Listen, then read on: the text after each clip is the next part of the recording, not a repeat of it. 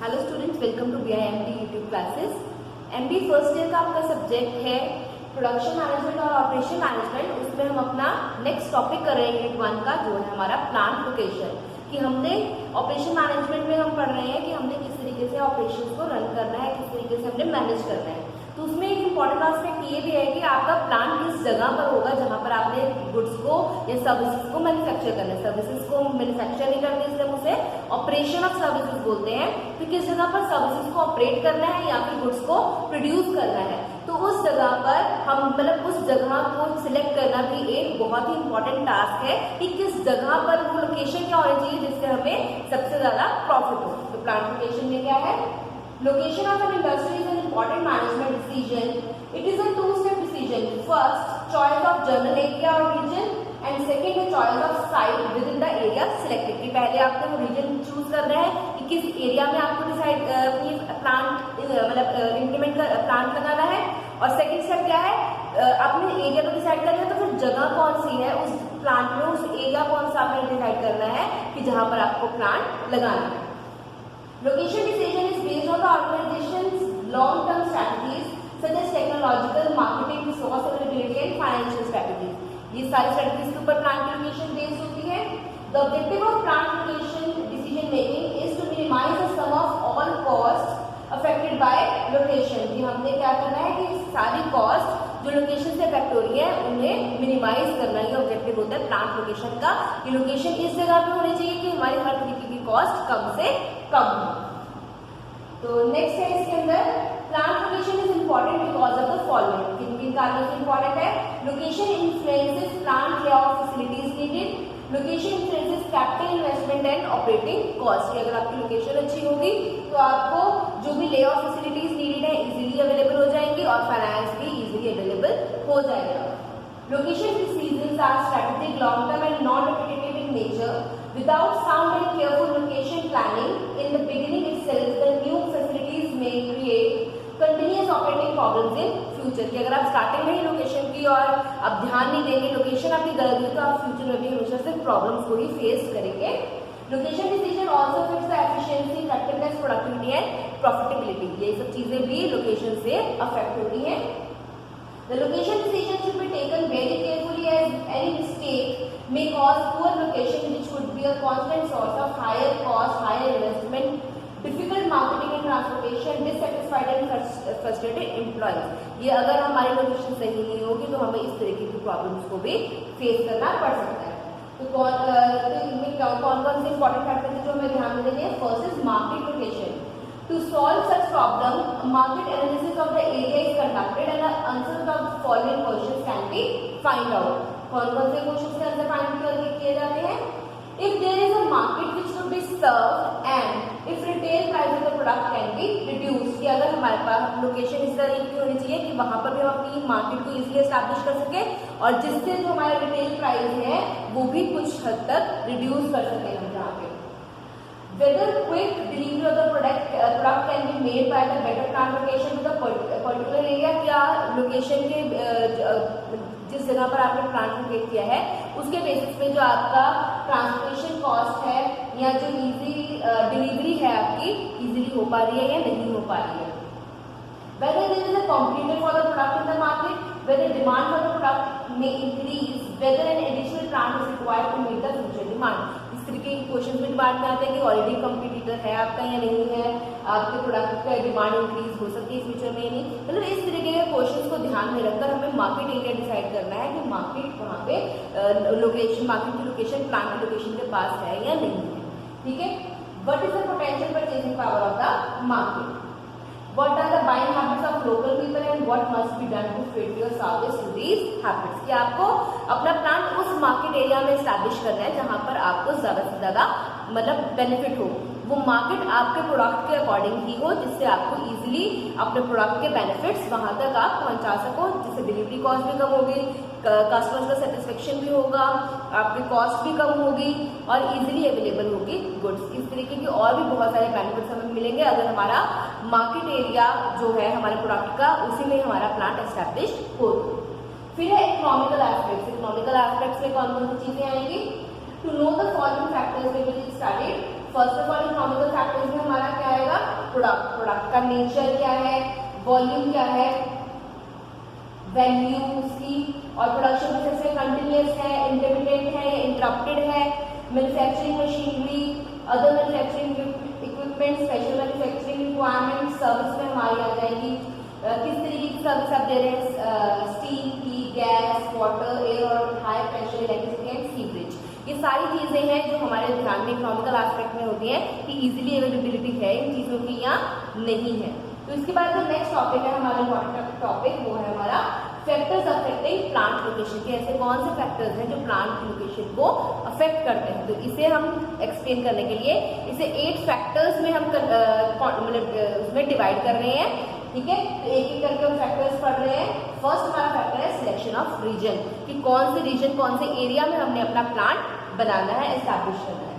The selection of region or area in which plant is to be installed requires the consideration of the following. कौन सी चीजों की ओर ध्यान देना है? First is availability of raw materials, कि raw materials जो है हमारे प्रोडक्ट को बनाने के लिए, मैन्युफैक्चर करने के लिए, क्या वो इजीली अवेलेबल है वहां पर या नहीं है, उनकी सप्लाई किस तरीके से है उस रीजन में, ठीक है।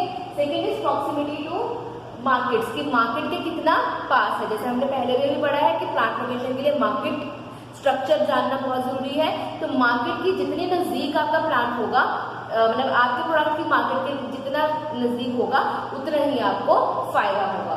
देन ट्रांसपोर्ट फैसिलिटीज, के ट्रांसपोर्ट फैसिलिटीज इजीली अवेलेबल है वहां पर, इजीली आप अपने गुड्स की डिलीवरी वहां पर करवा सकते हैं, मतलब क्या कॉस्टिंग आ रही है ट्रांसपोर्टेशन की, ये चीजें भी ध्यान में दी जाती है।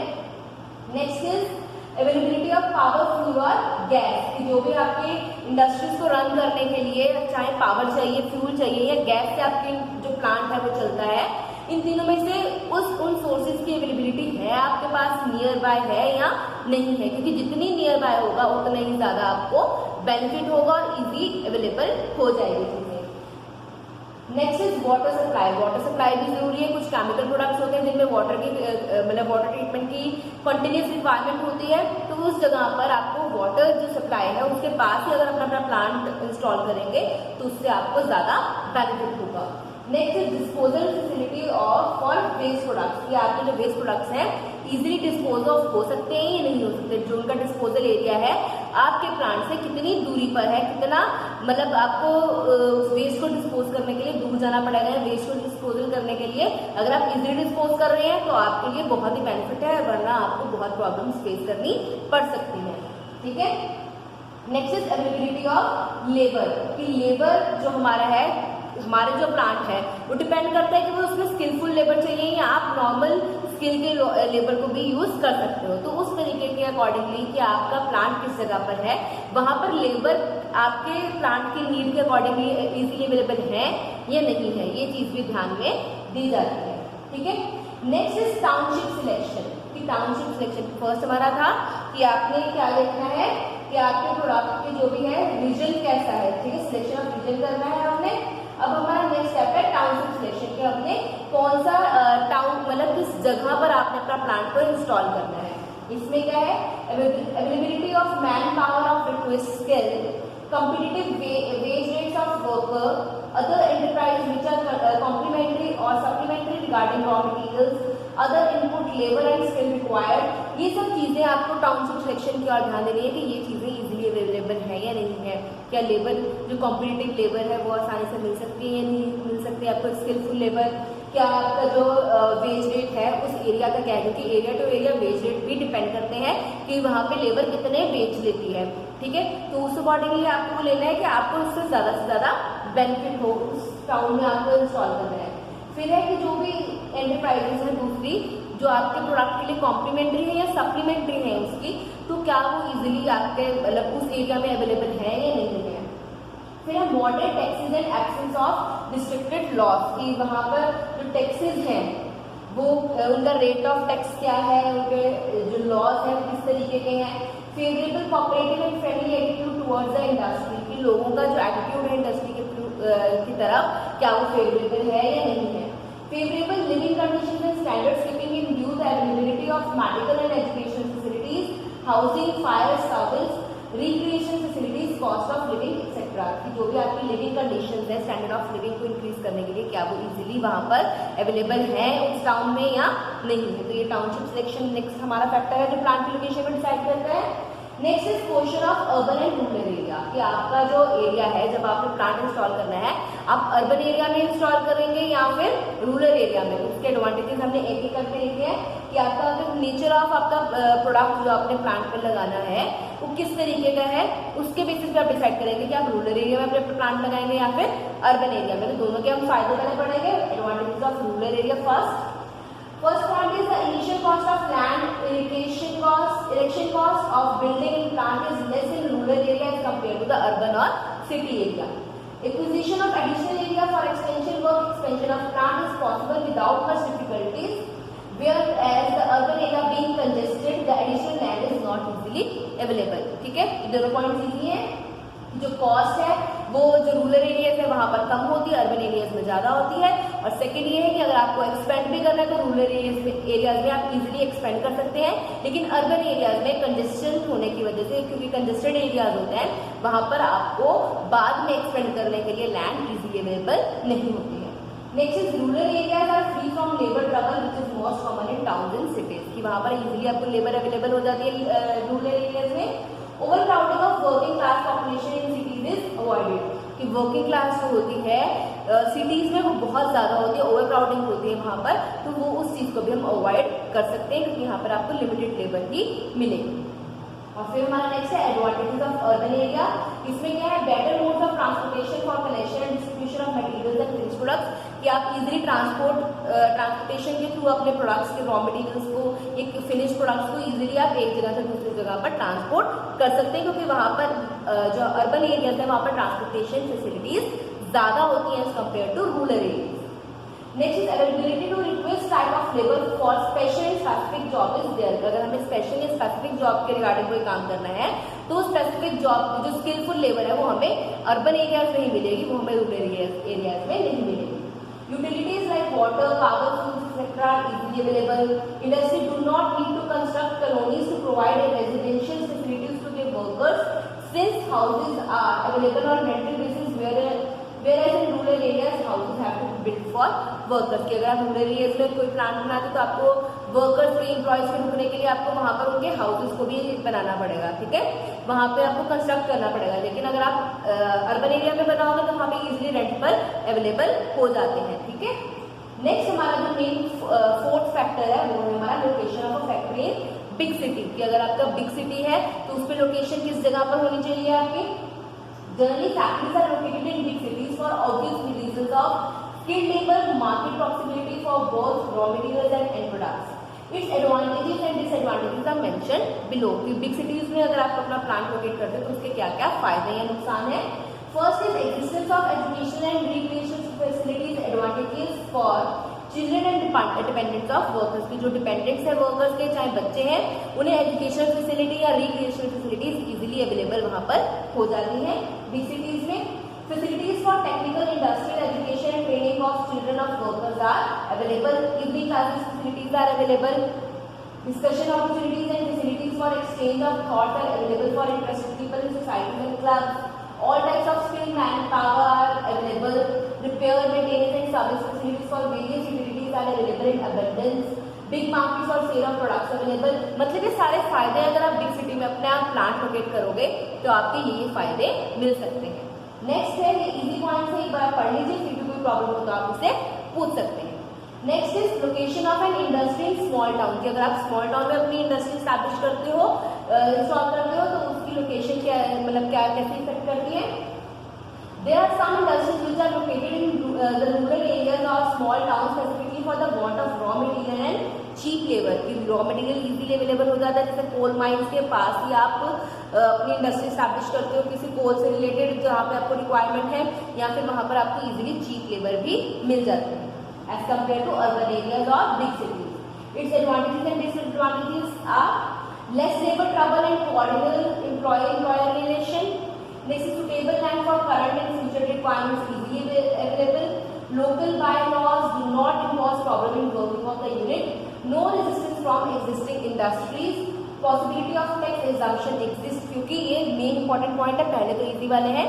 अगर आप स्मॉल एरियाज में अपनी इंडस्ट्री स्टैब्लिश करते हो तो आपको जो यहाँ पे स्पेशल इकोनॉमिक जोन्स हैं, इस तरीके के एरियाज में आप या बैकवर्ड एरियाज में अपनी इंडस्ट्री या प्लांट लोकेट करते हो तो उसमें आपको टैक्स एग्जम्पशंस भी मिलती हैं। तो ये भी एक फायदा है कि अगर आप अपनी लोकेशन, प्लांट की लोकेशन ऐसे एरियाज में करते हो तो आपको टैक्स पे नहीं करना पड़ेगा। आप उन इंडस्ट्रीज मतलब उन एरियाज में एस्टैब्लिश करने के कारण, क्योंकि आप वहां पर डेवलपमेंट लेके आ रहे हो तो गवर्नमेंट आपको टैक्स से एग्जम्प्ट कर देती है। तो ये भी आपके लिए फायदा है।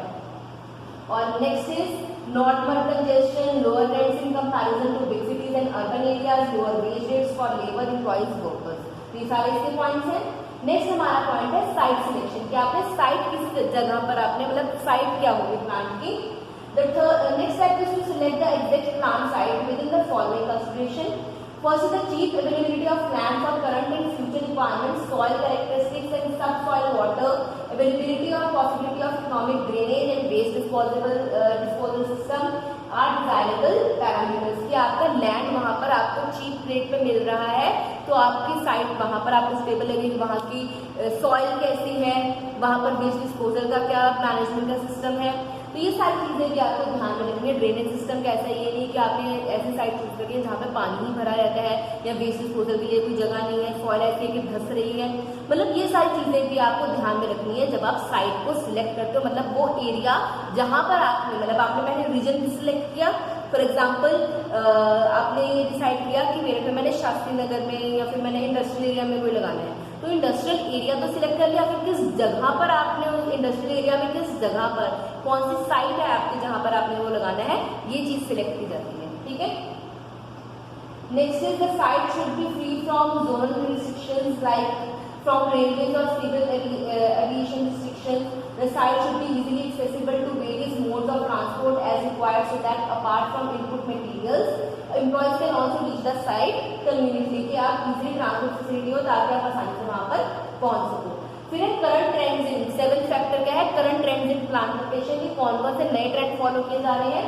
उसमें location in proximity of cities, आजकल प्लांट की लोकेशन ऐसी जगह पे होनी चाहिए ताकि शहर से पास हो, ताकि आपको ट्रांसपोर्टेशन इजी, मतलब आप अपने मैनर जो आपकी लेबर है या फिर आपके रॉ मटेरियल्स है इजीली ट्रांसपोर्ट हो सके, इजीली एक जगह से दूसरी जगह पर पहुंच सके और साथ साथ आपको इजी अवेलेबिलिटी हो। ठीक है। और फिर है प्लान इंडस्ट्री सेंटर्स की, जो इंडस्ट्री सेंटर्स है पहले ही आजकल प्लान जगह पर, जैसे यहाँ पे एग्जांपल जो है फरीदाबाद, नोएडा, यहाँ पर भी ज्यादातर प्लांट्स स्टैब्लिश हो रहे हैं कि आपने उन एरिया को हब बना लिया है कि इस तरीके की इंडस्ट्रीज इस एरिया में ही होगी। ज्यादातर सब जगह पर इंडस्ट्रियल यूनिट्स बन गई हैं जहां पर मतलब एक एरिया अलग सेपरेट कर दिया जाता है, वहां पर आपको प्लांट अपना लगाना है। Next is competition for development of industries की कंपटीशन लेवल भी बढ़ गया है क्योंकि अपने सेंट्रल और स्टेट लेवल पे गवर्नमेंट जो है एम्प्लॉयमेंट अपॉर्चुनिटीज भी प्रोवाइड कर रही है, इसलिए भी कंपटीशन बढ़ रहा है। और लास्ट इसका एक फैक्टर है the design of factory plant building, कि आपकी जो बिल्डिंग है उसका डिजाइन कैसा होगा, मतलब वो किस तरीके का, उसका स्ट्रक्चर किस तरीके का होगा, ये भी फैक्टर है, अफेक्ट करता है आपके प्लांट की लोकेशन को। After a plant location has been decided upon, management next problem deals with the design of building. A building is designed and built to protect the property and employees of an organization. The basic fact is most overlooked in planning the requirement of building structure. For those plants where employees, materials and infrastructure facilities require protection, the problems involved in designing and constructing effective and economical structures are many. कि आपको structure इस तरीके का होना चाहिए कि safety और security की ओर ज्यादा से ज्यादा ध्यान दिया जाए, मतलब आपके प्लांट के जो भी एम्प्लॉयज हैं उनकी और साथ साथ प्रोडक्ट के भी। ठीक है। तो ये हमारा टॉपिक यहाँ पे प्लांट लोकेशन का खत्म हो गया है। अगर इसमें कोई भी प्रॉब्लम हो तो आप उसे पूछ सकते हैं। ठीक है। आप इसे एक बार अच्छी तरीके से पढ़ लीजिए। And that's it for today. Thank you. Have a nice